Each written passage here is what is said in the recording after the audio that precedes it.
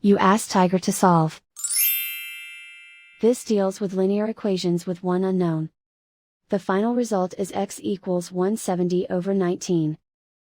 Let's solve it step by step. Swap sides. Isolate the x. Multiply both sides by 10. Group like terms. Multiply the coefficients. Simplify the fraction. Multiply the fractions.